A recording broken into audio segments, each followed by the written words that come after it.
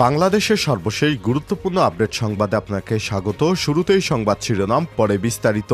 শুরুতেই জানিয়ে দিব, গাজীপুরে পোশাক কারখানায় গোডাউনে আগুন দিয়েছে শ্রমিকেরা। গাজীপুর মহানগরের কাশিমপুর এলাকায় একটি তৈরি পোশাক কারখানার গোডাউনে আগুন দিয়েছে শ্রমিকেরা। আজ 11 সেপ্টেম্বর দুপুরে বিগ বস নামে একটি ফ্যাক্টরির গোডাউনের পার্শ্ববর্তী কারখানায় আন্দোলনরত শ্রমিকরা ক্ষিপ্ত হয়ে আগুন ধরিয়ে দিয়েছেন। এরপর জানিয়ে দিব, বেনজির এখন অস্ট্রেলিয়ায়। দুর্নীতির অভিযোগে গ্রেপ্তার এড়াতে বাংলাদেশ থেকে পালিয়ে যাওয়া সাবেক পুলিশ মহাপরিদর্শক IGP Benazir Ahmed Singapore, Malaysia, Dubai, Portugal সহ বিভিন্ন দেশ ঘুরে এখন অস্ট্রেলিয়ায় অবস্থান করছেন। সঙ্গে রয়েছে তার পরিবার সহ অন্যান্য কিছু আত্মীয় স্বজন।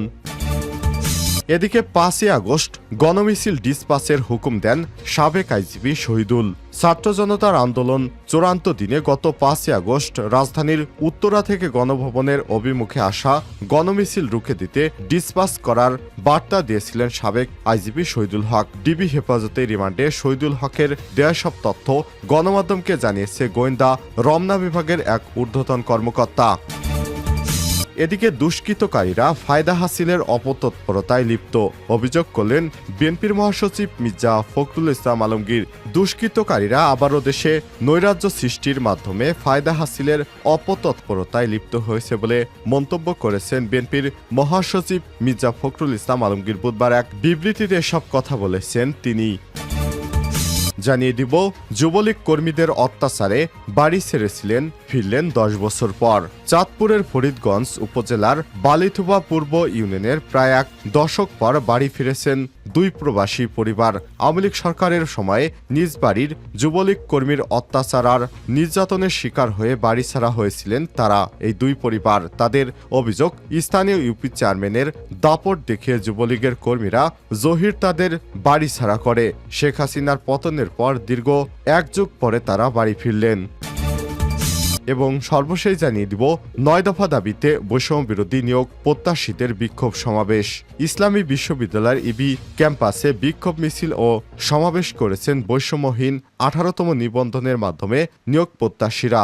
18 এবং 19তম নিবন্ধন পরীক্ষার ব্যানারে বুধবার 11 সেপ্টেম্বর বেলা 11:30টায় বিশ্ববিদ্যালয়ের বটতলা থেকে বিক্ষোভ মিছিল শুরু করেন তারা। মিছিলটি ক্যাম্পাসের বিভিন্ন সড়ক প্রদক্ষিণ করে বিশ্ববিদ্যালয়ের প্রধান ফটকের সামনে গিয়ে শেষ হয়। পরে সেখানে সমাবেশ করেন তারা। এ সময় তাদের হাতে 18তম নিবন্ধনের ফলাফল দ্রুত প্রকাশ করতে হবে বলে জানান।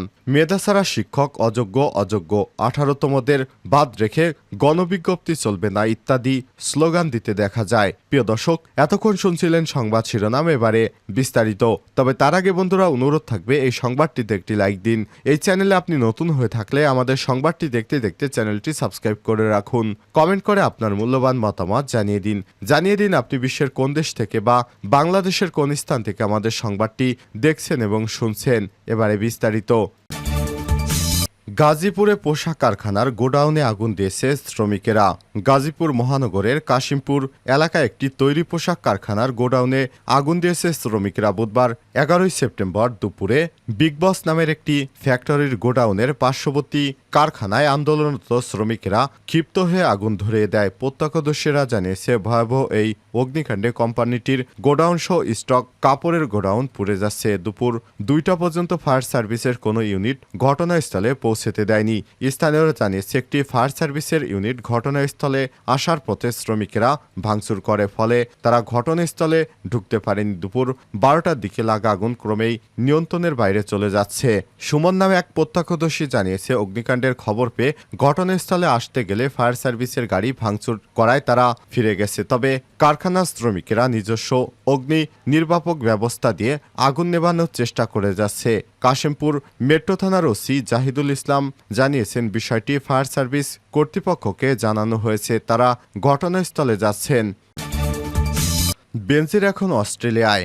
দুর্নীতির অভিযোগে গ্রেপ্তার এড়াতে বাংলাদেশ থেকে পালিয়ে যাওয়া সাবেক পুলিশ মহাপরিদর্শক IGP Benazir Ahmed Singapore, Malaysia, Dubai, Portugal সহ বিভিন্ন দেশ ঘুরে এখন অস্ট্রেলিয়ায় অবস্থান করছে পরিবারের আরও কিছু সদস্য নিয়ে। গত 8 সেপ্টেম্বর সিডনিতে অনুষ্ঠিত একটি ঘরোয়া মিটিংয়ে দেখা গেছে তাকে। সেখানকার একটি ছবি গণমাধ্যমের হাতে এসেছে, আর এ নিয়ে একটি প্রতিবেদন প্রকাশ করেছে জাতীয় দৈনিক কালের কণ্ঠ।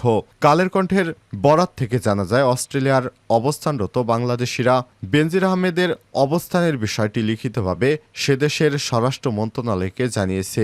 এদিকে সাবেক এই আইজিপি এবং তার পরিবারের সদস্যদের নামে অবৈধ সম্পদ অর্জনের তথ্য প্রমাণ পেয়েছে দুদক অনুসন্ধান টিম।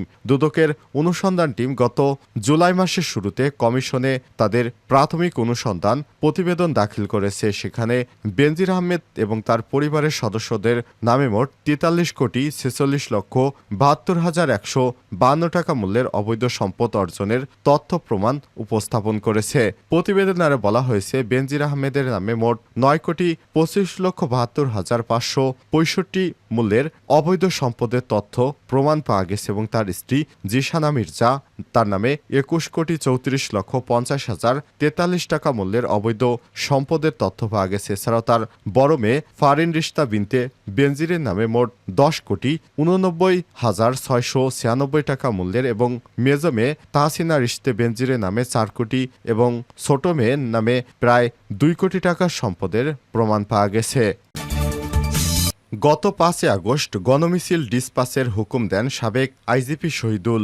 ছাত্র জনতার আন্দোলনের চূড়ান্ত দিনে গত 5 আগস্ট রাজধানীর উত্তরা থেকে গণভবন অভিমুখে আসা গণমিছিল রুখে দিতে ডিসপাস করার বার্তা দিয়েছিলেন সাবেক আইজিপি শহীদুল ইসলাম। ডিবি হেফাজতে রিমান্ডে শহীদুল হকের দেয়া সব তথ্য গণমাধ্যমকে জানিয়েছেন গোয়েন্দা রমনা বিভাগের এক ঊর্ধ্বতন কর্মকর্তা।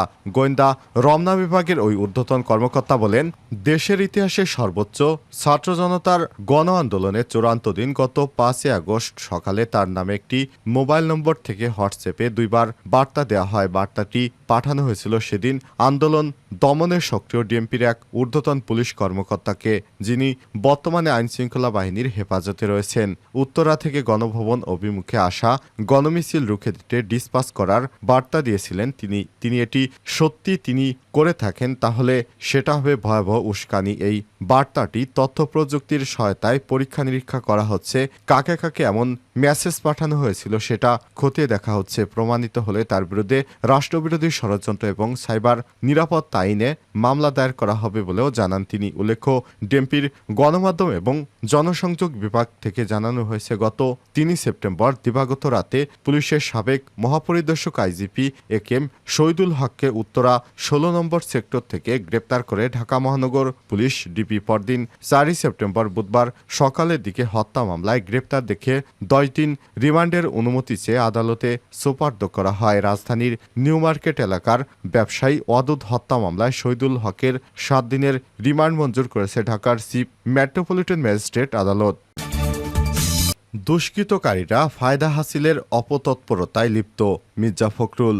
দুষ্কৃতকারীরা আবারও দেশে নৈরাজ্যকর পরিস্থিতি সৃষ্টির মাধ্যমে ফায়দা হাসিলের অপতৎপরতায় লিপ্ত হয়েছে বলে মন্তব্য করেছে বিএনপির মহাসচিব মির্জা ফখরুল ইসলাম আলমগীর। আজ এক বিবৃতিতে সব মন্তব্য করেন তিনি। বিএনপির মহাসচিব বলেন, গত 6 সেপ্টেম্বর শান্তি সমাবেশে যোগদানের জন্য শীতলাক্ষা নদী পার হয়ে নবীগঞ্জ কমিউনিটি সেন্টারে পৌঁছলে একদল সশস্ত্র দুষ্কৃতকারীরা নারায়ণগঞ্জ মহানগর বিএনপির সদস্য সচিব আবু আল ইউসুফ খান টিপুর উপর হামলা চালায়। এতে গুরুতর আহত করে তাকে।